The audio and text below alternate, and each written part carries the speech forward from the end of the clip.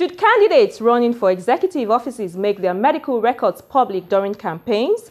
Does the country need a law to compel such elected officials to disclose same yearly? This is one of the issues we discuss on this episode of Law Weekly. We talk to a senior advocate of Nigeria, Mr. Dele Adeshina. We also have some interesting views on the topic, constitutional restructuring and exercise in perpetuity, plus our recap of the top trending legal stories. Hello and welcome to the program. I am Shola Shieli. Against the background of comments by the president that he would work from home after failing yet again to attend the Federal Executive Cabinet meeting, some groups have suggested that it is time to pass a law compelling candidates running for executive office to make their medical records public and even for such elected officials to disclose same yearly. But is this legally feasible? This was the first question I put to my guest, Senior Advocate of Nigeria, Dele Adeshina. This is an unexpected occurrence. It's a situation nobody foresaw, and it can happen to anybody, old or young, strong or weak. Anybody can fall sick at any time. And having said so, or having said that, it isn't that the nation is falling into this kind of problems again. I think it's just the second time, if one remembers very well.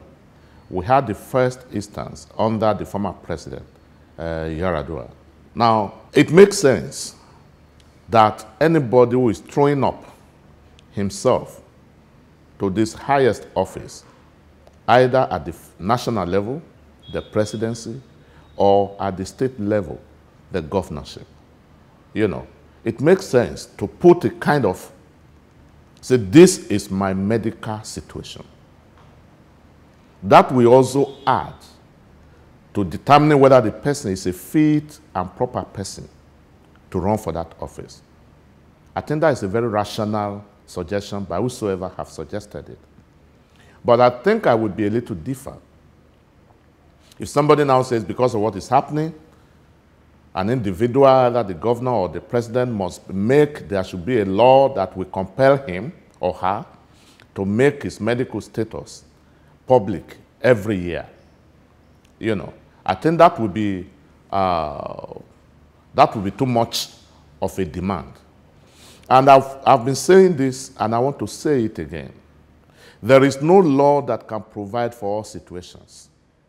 There is no constitution that can provide for all possibilities in a nation. Once the main issues are contained in the constitution must be grown through deliberate efforts at cultivating a political culture. It is the spirit that runs the Constitution. You see, the Constitution contains letters, but it can only be grown, it can only be worked out by deliberate desire to comply with the provisions of that Constitution. There has to be a culture. What you do once is an act. When you do it repeatedly, it becomes a habit. And a habit that persists grows into a culture. If we develop the habit of obeying the provisions of our Constitution, a time is coming when it will become our culture, our part and parcel, that you will not even need to legislate before anybody makes his medical situation public. Because once you get to that position, you don't have a private life anymore. Inside out, you are a public entity, accountable to all the electorates without an exception. Let's move on to this recent panel headed by the Vice President to investigate the Secretary to the Government of the Federation and the NIA boss. Some people say it's unconstitutional, that it's not known to law, and that it amounts to usurping the roles of the EFCC and the ICPC. Do you think so? You are talking of the Vice President's panel violating the powers of the EFCC. How? What of the powers of the police? We have even forgotten that under the Police Act, Section 4, the police has the power to investigate, to prevent, to investigate, to detect, to prosecute, and so on and so forth. How much of the police functions are we seeing in this direction today in Nigeria? And that is a body that was established by Section 214 of the Constitution itself. Haven't we relegated the police to second-rate investigative body? Now, speaking specifically on the Vice President panel, I will not like to look at it from just a mere panel investigating a criminal offense. I won't like to, all right? Because don't forget, they are not investigating the SGF alone. They are also investigating the NIA, the National Intelligence Agency. So I believe a lot of security issues are involved in this matter.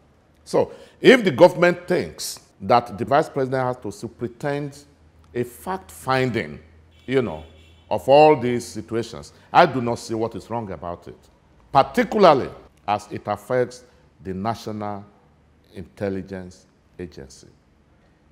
As for the Secretary to the Government of the Federation, yes, maybe the people think like that are right, particularly when there has been a previous investigation, can I put that way, by a committee of the Senate, and the report of that body was sent by the President to the Attorney General of the Federation.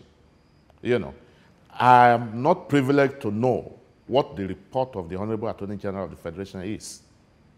But be that as it may, if there is a desire on the part of the presidency to say, okay, I want my own independent investigation about this matter, so as to have myself persuaded, that I'm taking the right decision or a right step, I don't see what is wrong about it.